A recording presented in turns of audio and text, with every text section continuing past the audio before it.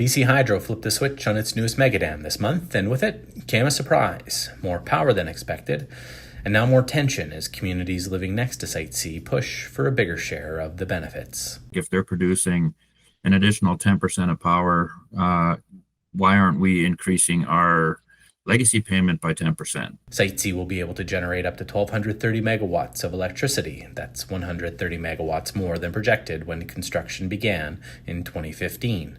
All that extra energy is enough to power over 50,000 extra homes. It doesn't mean Site C is going to be generating at that maximum capacity all the time. And what it does here is it gives us the ability to put more electricity on our system at the times we need it most, which is typically those coldest, dark days of the year.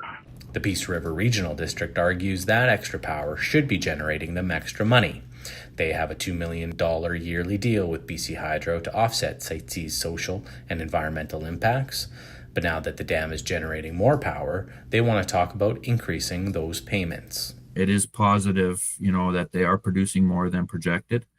But I think you kind of stated or mentioned it there is, all the impacts in construction that we've been through. BC Hydro argues it's already spent more than $100 million on mitigation and community benefits, and is now paying the regional district an extra $1 million a year in other grants in lieu of property taxes.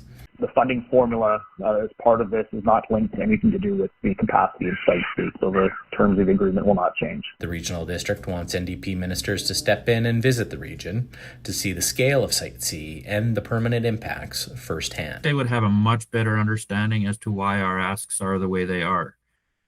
They would get a clear understanding as to, the frustrations we sometimes feel when we feel like we're constantly getting pushed to the side. Matt Preprost, CBC News, Fort St. John.